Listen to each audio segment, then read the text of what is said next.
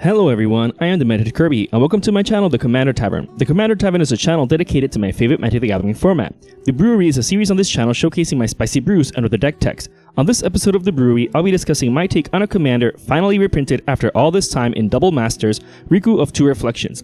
And in the spirit of doubling up, this deck tech will feature two different ways to play Riku by making some swaps which I explain near the end of the video. If you like this deck or any of the cards I'll be mentioning throughout the video, please consider using my TCG Player affiliate link when purchasing those cards. You can find that link down in the description. It'll really help out the channel. Other ways you can help support the channel is my Patreon. For as little as $1, patrons get early access to scheduled videos on YouTube, while higher tier patrons get access to the VIP section of my Discord server as well. You can find a link to them down in the description too. In fact, patrons got a chance to see this video earlier. Alright, let's get back to the episode. Riku is a 2/2 human wizard for 2 generic, 1 green, 1 blue, and 1 red mana.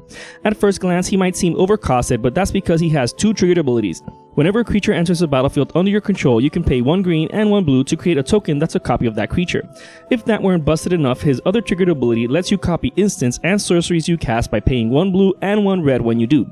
This allows for a very versatile commander, so as with all of my deck techs, this one is definitely not the only way to brew a crazy Riku deck. What I will say though is that Riku costing so much mana means that you shouldn't expect Riku to double your mana dorks and mana ramp spells to get lots of mana. Those dorks and ramps should be used to get Riku out as quickly as possible in order to have the mana available to make the most use out of him. If you want to take advantage of his abilities, then your spells are going to essentially cost 2 more each. This makes all the difference between casting something now if you really need to, or risking it and waiting a whole other turn to do so. Keep that in mind. Alright, all those PSAs out of the way, let's see how we can make the most out of Riku's ability. As I mentioned earlier, maybe you need to cast that creature but don't have the mana now to activate him. Not a problem, Conjurer's Closet and Thassa Deep Dwelling make it so that you can have it on the battlefield now, but then at the end of each end step you'll have the opportunity to copy any creature since it's going to once more enter the battlefield thanks to either of these cards. As an added bonus, Thassa has the potential of being a 6/5 indestructible beater or blocker if you meet her devotion. Although those are locked to the beginning of your end step, Deadeye Navigator can be activated at instant speed whenever you want for just 2 mana. Granted, it has to be soul bonded to that creature that you want to blink, but even if it's soul bonded to a different creature, you can still pull it off. You have to just blink Deadeye Navigator itself and then soul bond it to that new creature when it returns to the battlefield. This will cost you 4 mana to do so, but it's well worth it for the payoff. Another way to recur enter the battlefield effects is by bouncing your creatures. Erratic Portal, Crystal Shard, and Temur Sabertooth do just that. Granted, you'd have to recast the creatures afterwards and spend all that mana again, but these can also serve to protect certain creatures from a board wipe, particularly Riku. These are great enough for those cheap creatures you cast before Riku that you might want to duplicate afterwards.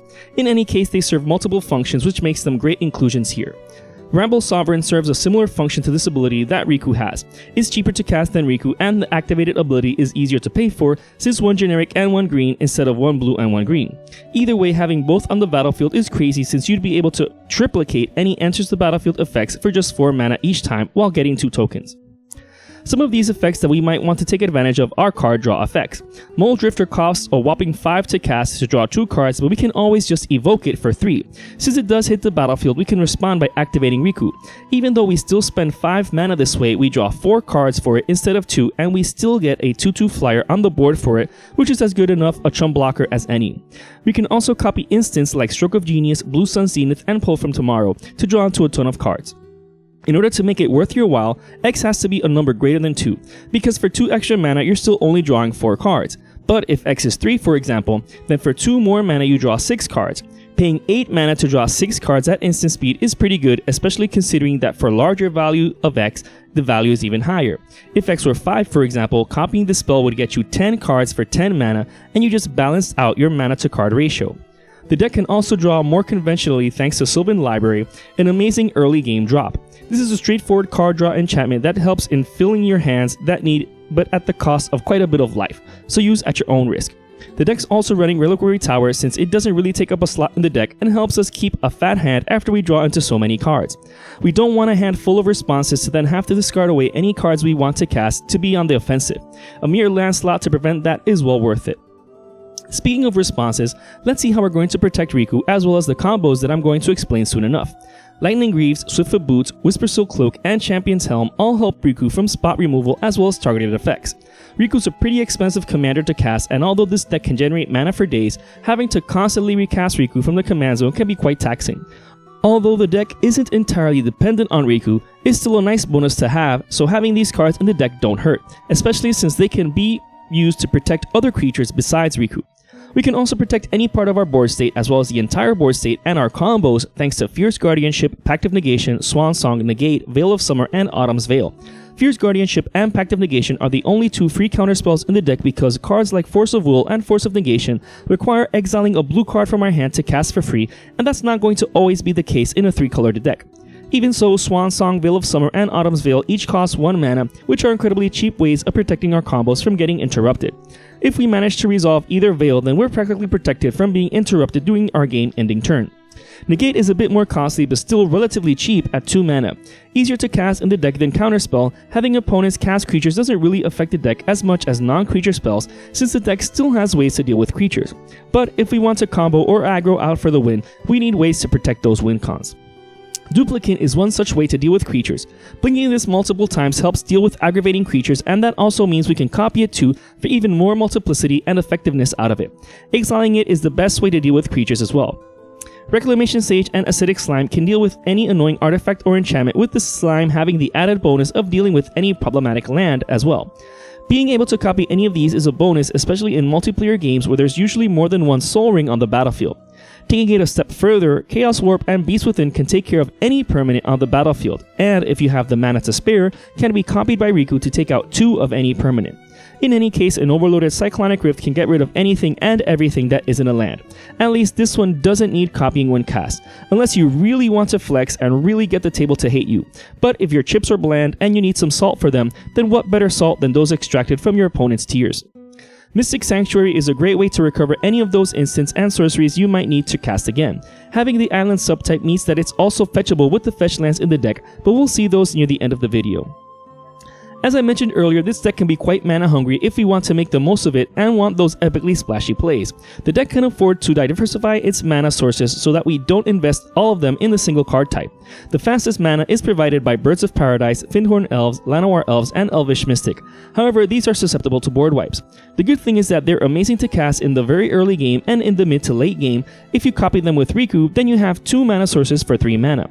To a certain extent, Dryad Arbor also fits in this category but will survive any effect that specifies non-land cards. Even though it's a land, when it enters the battlefield, it'll still trigger Riku so you can copy it. It also has the forest subtype so you can fetch for it as well for some sneaky blocks or to get more mana sources by copying it when you do. Not taking any chances, the deck doubles down on the mana rocks by including all 3 talisman and all 4 signets. This might seem excessive, but these rocks are very cheap to cast and can help mana fixing, especially since Riku's abilities are all colored. At least the deck's creatures are heavily green while the responses are heavily blue, so at least our spells aren't competing for colors. Even so, if we want to make the most out of Riku and some of the more expensive spells in the deck, we need to keep it real. Notwithstanding, Soul Ring and Mana Crypt are included for fast mana. Getting these out in the early game are so helpful not just in Riku's generic cost, but each can pay for any of the 2 pairs of boots on their own, as well as any of the previously mentioned mana rocks. To further diversify the deck's mana sources, you know I had to include my favorite trifecta for ramping: Farseek, Nature's Lore, and 3 Visits. Not only can these ramp for any of the double-type lands in the deck, but can now ramp for the Triome as well. You might be tempted to save these for when you get Riku out, but honestly, it's best to cast them early game if you can. But if you can spare the 2 mana in the mid to late game and can spare copying them, then go for it. Other things Riku can copy are cards like Dockside Extortionist. If you're able to copy it, then you can get a crazy amount of treasure tokens. This might seem excessive, but if we want to pull off our epic win cons, we're gonna need some mana for it. Also, it helps to always have a bunch of available mana, not just to cast things and activate abilities, but to be able to cast our responses too. Seedborn Muse also helps in keeping our mana available for our responses and activated abilities. If we cast anything and are tapped out during our turn, we can just untap all of our permanents again each other turn. This can be busted with cards like Deadeye Navigator and Bramble Sovereign, since we can sink our mana into copying our creatures more and more, especially with Riku doubling that effect as well. Speaking of doubling effects, Mana Reflection doubles the mana our permanents tap for, while Nyxbloom Ancient triples that mana we tap for. If you manage to copy Nyxbloom Ancient, then our permanents tap for 9 times as much mana. That's insane. You don't even need to do it the same turn you cast Nyxbloom Ancient either. Maybe you blinked it or bounced it later on and were then able to copy it. Tapping for triple mana afterwards will certainly allow you to do so. Another way we can take advantage of Riku for more mana Hijinxes is thanks to Palinchron, Great Whale, and Peregrine Drake. Each of these creatures untap an amount of lands equal to their converted mana cost, so not only are they relatively free to cast, but depending on how you arrange your triggers on the stack, you can actually get a net gain in mana. Let's quickly see how this works, taking Palinchron as an example. Let's say you tap 7 lands to cast it. When it enters the battlefield, both its trigger and Riku's go on the stack. Put Riku's first and Palinchron's second so that Palinchron's resolves first. When it resolves, you untap 7 lands. Holding priority, when Riku's trigger resolves, you now have the mana to pay for it. When you do, Palinchron's token copy enters the battlefield. This will have you untap 7 lands. So in response, tap the remaining 5 untapped lands to add that mana to your mana pool. Now the trigger resolves and you have 7 untapped lands and 5 mana in your mana pool. This is a great interaction with Peregrine Drake and Great Whale as well. However, Palinchron is the best one of the 3 because it goes infinite with Riku. For 4 mana, you can bounce Palinchron to your hand to its own ability. This gives you 1 remaining mana in your mana pool as well as 7 untapped lands to do this all over again. Not only will this get you infinite mana, but you also get infinitely many 4/5 flyers as well. Now, to be fair to Peregrine Drake and Great Whale, these do go infinite with Deadeye Navigator as is Palinchron, but Palinchron goes infinite with Riku all its own. Now we can see some of the other win cons of the deck. Let's start with investing our infinite mana. These previously mentioned interactions are the only way to generate infinite mana. We can also bounce Dockside Extortionist and recast it to get infinite treasure tokens. We can also blink it with Deadeye Navigator, so there's that to take into consideration as well. In any case, we can sink that infinite mana into Thrasia's Trident Hero and or Kinnan Bonder Prodigy. As a bonus, Kinnan makes it so any non-land permanent we tap for mana gives us another mana of that type. So Kinnan also does double duty in the deck, which is quite fitting to the theme. One way of winning like this is to deck ourselves while having Thassa's Oracle and or Laboratory Maniac on the battlefield. With our suite of control magic, it should be possible to protect this combo just like we would any of the other ones I've mentioned or have yet to mention. At least Thassa's Oracle is very difficult to interact with anyways.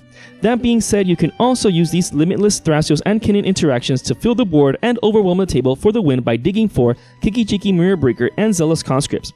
Unlike with the infinite Palinchrons mentioned earlier, you can win on the spot with Zealous Conscripts since it has haste. These aren't the only win cons in the deck either. With Perforous God of the Forge, we don't even need to enter combat. Having infinitely many tokens entering the battlefield will trigger him and we can get the win that way as well. This would only be a 3-card instant combo win with Riku and Palinchron, or with Kiki-Jiki and Zealous Conscripts in case we can't enter combat and win that way, or with any Deadeye Navigator combo that goes infinite. Keep in mind that we can also just sink that infinite mana into either Stroke of Genius or Blue Sun Zenith to eliminate a player that way as well by making them draw their library. So those spells also have the double function of filling our hands or eliminating opponents. The deck has yet another win con in the form of Avenger of Zendikar and Craterhoof Behemoth, just in case any of our other combos are dealt with. This creature pairing isn't as guaranteed as the other ones, but is still definitely a great plan B and is quite the classic. If it ain't broke, don't fix it. Fortunately, some of these win cons happen to be 2 creature instant wins, so the deck has Shared Summons and Tooth and Nail to guarantee getting your combo online. Shared Summons can be cast at the beginning of the end step of the turn before yours to make it harder to interact with. With all the mana we're generating in this deck, Tooth and Nail can be cast and entwined quite easily. Also, if we do so with our control magic, we should be able to protect our combos. We can even copy them with Riku to get out another insta-win combo just in case. Mystical Tutor is also included as a quote-unquote third way to assemble any of these 2 creature instant win combos, so it could be used to top deck either Shared Summons or Tooth and Nail at the end of the turn before ours. Even though the deck has a lot of different win cons, these are all creature based, and as I mentioned in the intro of this video, I would show an alternate build for my deck without having to swap out too many cards. This alternate version is by taking as many infinite turns as possible in order to guarantee locking out players once they're tapped out, and thus you can go off uninterrupted, attacking players until they die, or assembling your insta-win combos worry-free. You just need to follow the following charts that are displayed here on what to take out and then add. So let's explain this a bit further. Double Vision will copy your first instant or sorcery for free. Not only is this great for ramp spells, but for our tutors as well. But with this version, it will also copy an extra turn spell for free the first time. Twinning Staff will also copy that spell for free, but you have to have copied it first, which isn't really a problem with Riku. Similarly, you can double up on Riku's ability with dual casting. For just 1 red mana and tapping the creature, you can copy any of these extra turn spells. And with Twinning Staff, you're copying it twice. Also, having both Double Vision and Twinning Staff on the battlefield means that when you cast that extra turn spell, you're essentially getting 3 extra turns, which is nothing to scoff at. If you're in an excellent position, that might be enough to end the game. Nexus of Fate, Beacon of Tomorrows, Time Warp, and Temporal Mastery are the 4 extra turn spells included in this version. Nexus of Fate and Beacon of Tomorrow shuffle themselves afterwards, meaning that we have the opportunity to find them again to recast them later on. Temporal Mastery is great to top deck with Mystical Tutor, getting us an easy extra turn, especially one that's easy to copy since it'll only cost 2 mana to cast. Regardless of which of the 2 versions you're interested in, the land base is the same, and here it is.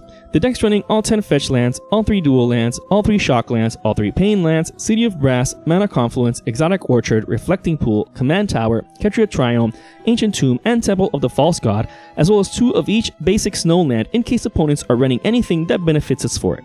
As with all of my deck techs, if you don't have the more expensive fetch lands or the 3 dual lands, not to worry, the deck will work just fine with more budget-friendly substitutes for these since the deck isn't really running any expensive cards for it to work and function. It's not like the deck's running Time Twister or anything like that. That's way too expensive to be running in any kind of deck. This brew is just an idea, or 2, of how to build around Riku of Two Reflections. This deck is a lot of fun to play, but it does require a lot of decision making in terms of how to invest your mana. Do you wait a turn until you can double the effect then, or do you cast it now and then try and double it later on with other effects? That being said, it does provide a lot of flashy and splashy plays if you like that sort of thing. Same for the many infinite combos in it. And it's certainly a lot of fun having as many copies of Nyxbloom Ancient on the battlefield as possible. If you're interested in the decklist of this spicy brew of mine, you can find a link to it down in the description. I would like to thank all my patrons for supporting me, and a quick shout out to all my higher tier patrons, the Brewers, for their patronage. I'd also like to thank anyone using my TCG Player affiliate link, that also helps out the channel. And to everyone, thanks for watching this episode of the Brewery on the Commander Tavern. I am Demented Kirby, and happy brewing.